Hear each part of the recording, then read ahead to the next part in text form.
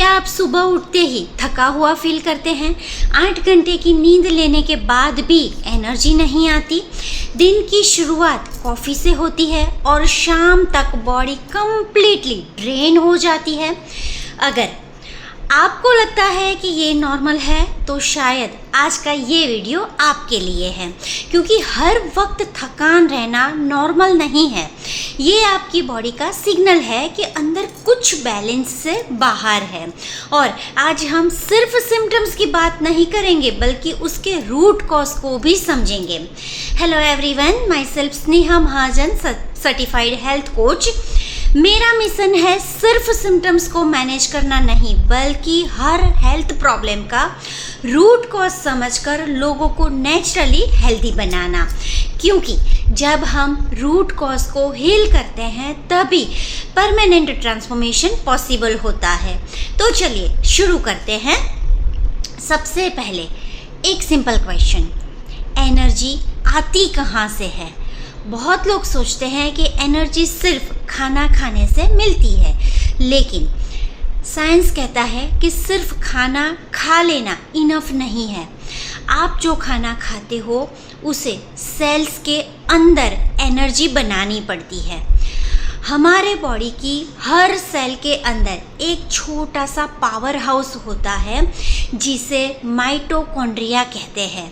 इसी माइटोकॉन्ड्रिया में food oxygen के साथ मिलकर एनर्जी बनाता है। अगर माइटोकॉन्ड्रिया सही काम नहीं कर रहा तो चाहे आप कितना भी हेल्दी सुपर फूड खा लो, बॉडी टायर्ड ही फील करेगी। चलिए देखते हैं कुछ रीजंस। सबसे पहला रीज़न है पुअर स्लीप क्वालिटी। सिर्फ 8 घंटे बेड पर रहना क्वालिटी स्लीप नहीं होती। अगर रात भर बार बार नींद टूट रही है, लेट नाइट मोबाइल यूज़ कर रहे हो या स्ट्रेस की वजह से डीप स्लीप नहीं आती तो बॉडी रिपेयर ही नहीं हो पाती। डीप स्लीप के दौरान ब्रेन टॉक्सिन्स को रिमूव करता है, मसल्स रिपेयर होते हैं और हार्मोन्स बैलेंस होते हैं। इसीलिए सुबह उठते ही थकान फील होती है। दूसरा रीज़न है ब्लड शुगर रोलर कोस्टर। सुबह चाय एंड बिस्किट, दोपहर में रिफाइंड कार्ब्स और शाम को मीठा या नमकीन, ये ईटिंग पैटर्न ब्लड शुगर को बार बार ऊपर नीचे करता है। जब ब्लड शुगर जल्दी बढ़ता है तो इंसुलिन रिलीज होता है और जब ब्लड शुगर अचानक नीचे आता है तो बॉडी को एनर्जी क्रैश फील होती है और इसी वजह से लंच के बाद नींद आती है, काम में मन नहीं लगता और बार बार चाय या कॉफ़ी पीने का मन करता है। लेकिन सिर्फ स्लीप और ब्लड शुगर ही वजह नहीं है। बहुत लोगों की रिपोर्ट्स नॉर्मल होती है फिर भी उन्हें हर वक्त वीकनेस रहती है। इसके पीछे कुछ और साइंटिफिक रीजंस है जो बहुत कम लोग जानते हैं, और वो है रीज़न नंबर 3। और ये रीज़न इतना कॉमन है कि हर दूसरे इंसान में मिलता है, और वो है विटामिन और मिनरल डेफिशिएंसी। अगर बॉडी में vitamin B12, vitamin D, iron या मैग्नीशियम की कमी हो तो बॉडी प्रॉपर एनर्जी बना ही नहीं पाती।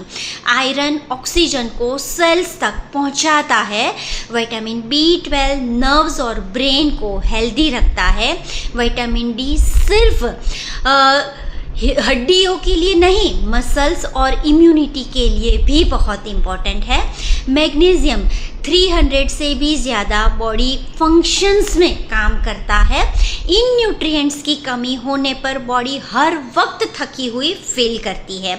इसीलिए अगर आपको महीनों से वीकनेस रहती है तो सिर्फ मल्टीविटामिन्स लेने की बजाय डॉक्टर की सलाह से ब्लड टेस्ट करवाना भी ज़रूरी है। रीज़न नंबर 4 है स्ट्रेस। बहुत लोग कहते हैं मैं फिज़िकली कोई हैवी काम नहीं करता फिर भी बहुत थक जाता हूँ। इसका जवाब है मेंटल स्ट्रेस।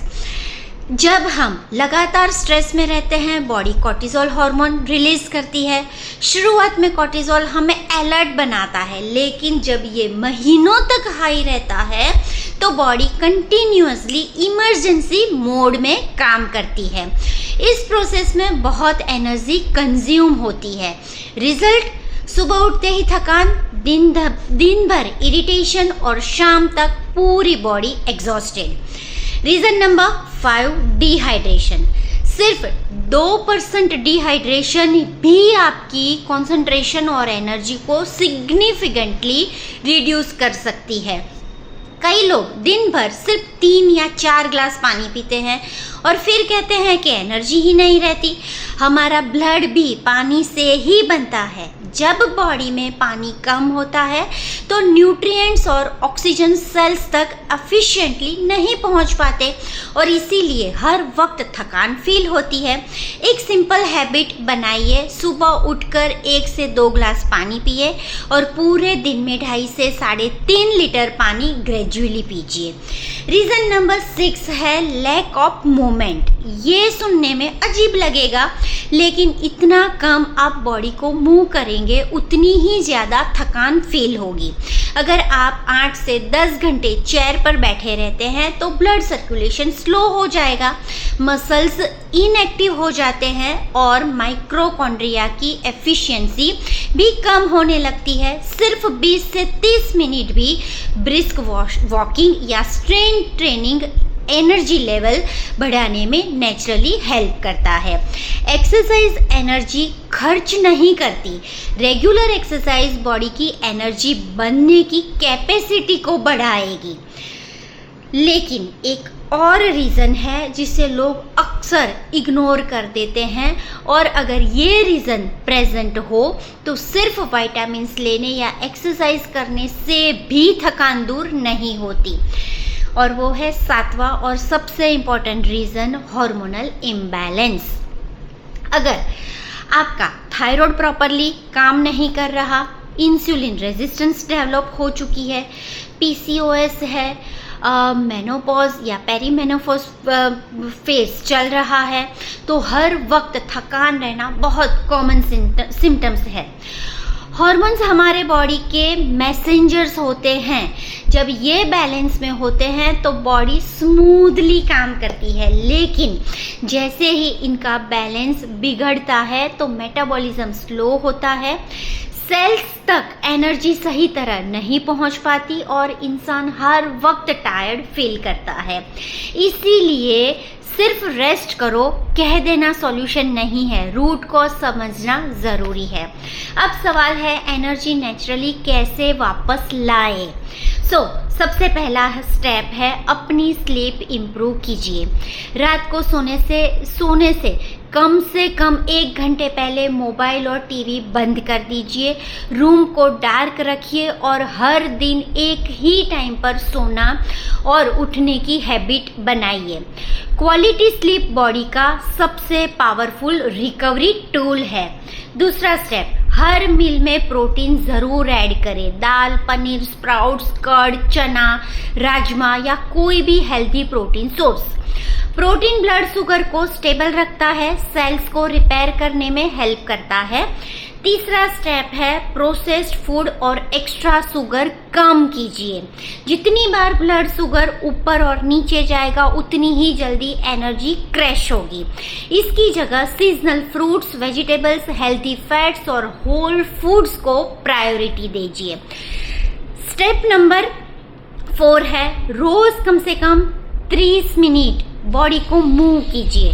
वो चाहे वॉकिंग, योगा, स्ट्रेंथ ट्रेनिंग या साइकिलिंग, जो कुछ भी आपको अच्छा लगे, आप एंजॉय करते हैं वो चीज़ करिए। मूवमेंट से ब्लड सर्कुलेशन इम्प्रूव होता है, माइटोकॉन्ड्रिया एक्टिव होता है और बॉडी नेचुरली ज़्यादा एनर्जी प्रोड्यूस करती है। 5वां स्टेप है अपने स्ट्रेस को इग्नोर मत करिए। रोज सिर्फ 10 minute deep breathing, meditation, gratitude या प्रेयर के लिए निकालिए। जब माइंड काम होता है तब बॉडी भी हील होना शुरू करती है। और अगर महीनों से वीकनेस रहती है, हेयर फॉल हो रहा है, वेट बढ़ रहा है, मूड लो रहता है या दिन भर एनर्जी नहीं रहती, तो सिर्फ सप्लीमेंट्स लेना शुरू मत कीजिए। रूट कॉज आइडेंटिफाई कीजिए। ज़रूरत पड़े तो ब्लड टेस्ट करवाइए और पर्सनलाइज्ड गाइडेंस लीजिए। याद रखिए, बॉडी कभी बिना वजह थकती नहीं है। थकान एक सिम्टम्स है और हर सिम्टम्स के पीछे कोई ना कोई रीजंस छुपा हुआ होता है। जब हम सिर्फ चाय कॉफ़ी या एनर्जी ड्रिंक से इस सिग्नल को दबा देते हैं तो असली प्रॉब्लम वहीं की वहीं रह जाती है। लेकिन जब हम रूट कॉज पर काम करते हैं तब सिर्फ एनर्जी ही नहीं बढ़ती, वेट इम्प्रूव होता है, मूड बैलेंस में रहता है, फोकस बढ़ता है, पूरी लाइफ की क्वालिटी चेंज हो जाती है। अगर आपने ये वीडियो एंड तक देखा है तो मुझे कमेंट करें एनर्जी। मुझे पता चलेगा कि आप अपनी हेल्थ को सीरियसली ट्रांसफॉर्म करना चाहते हैं। और अगर आप weight loss, thyroid, PCOS, diabetes, hormonal imbalance या लाइफस्टाइल डिसीज़ के रूट कॉज समझकर परमानेंट ट्रांसफॉर्मेशन चाहते हैं तो मेरी 1-on-1 पर्सनलाइज्ड हेल्थ कोचिंग के लिए अप्लाई कर सकते हैं। डिटेल डिस्क्रिप्शन में मिल जाएगा। एज ए हेल्थ कोच मैं बिलीव करती हूँ जब हर एक बंदा हेल्दी बनेगा तभी तो बनेगा रीइन्वेंट हेल्थ इंडिया। अगले एपिसोड में मिलते हैं जहां हम बात करेंगे इंसुलिन रेजिस्टेंस, एक ऐसी कंडीशंस जो डायबिटीज़ से पहले शुरू होती है और वेट लॉस को बहुत मुश्किल बना देती है। तब तक अपना और अपनी हेल्थ का ख्याल रखिए। अगर ये वीडियो इन्फॉर्मेटिव लगी है तो लाइक करें, सब्सक्राइब करें, अपने लव वंस के साथ शेयर करना ना भूलें। याद रखिए आपका एक शेयर किसी की पूरी ज़िंदगी बदल सकता है। Thank you so much.